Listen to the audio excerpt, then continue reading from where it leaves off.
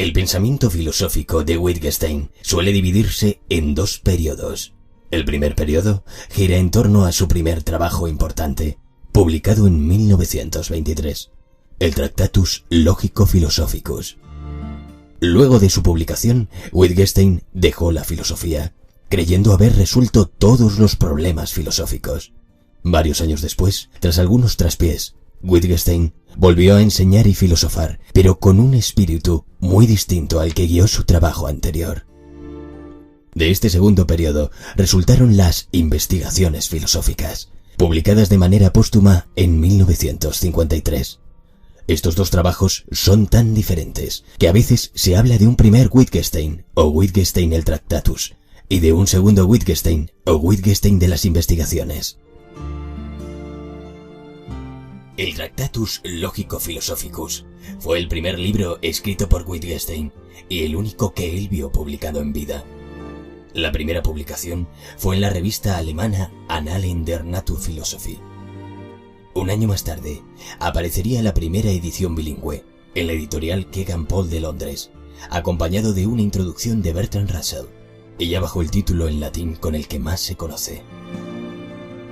Es el principal texto en que Wittgenstein expresa su pensamiento del llamado primer periodo.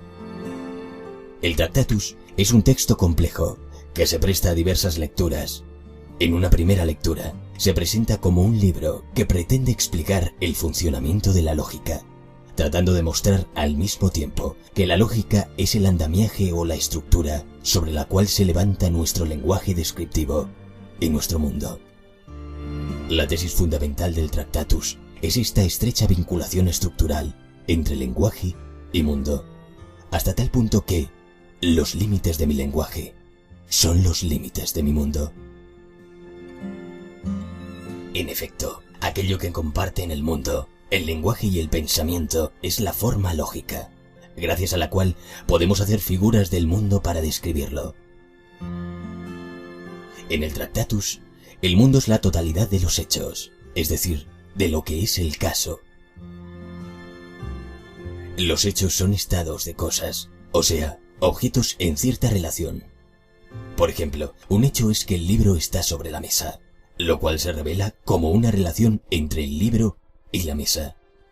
Según Wittgenstein, los hechos poseen una estructura lógica que permite la construcción de proposiciones que representen o figuren ese estado de cosas.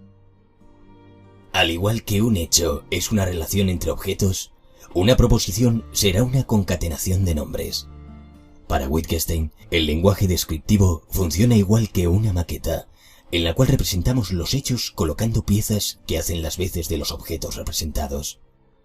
En el Tractatus, el lenguaje está formado fundamentalmente por nombres. Hablamos naturalmente del lenguaje una vez que es analizado lógicamente. De esta idea tan fundamental, extrae Wittgenstein toda su teoría de la figuración o de la significación y de la verdad.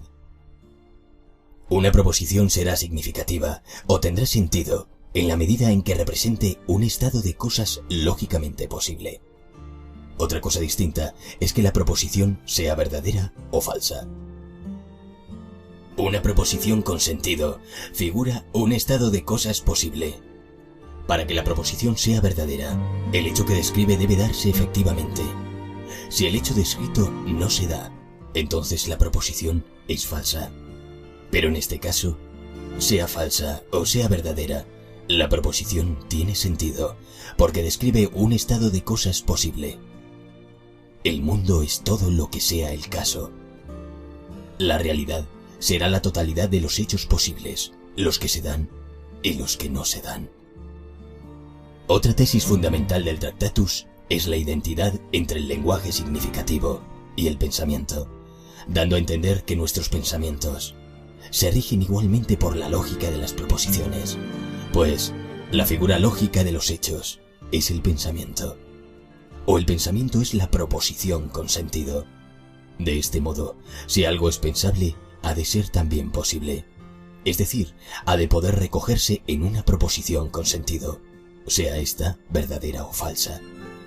El pensamiento es una representación de la realidad. La realidad es aquello que se puede describir con el lenguaje.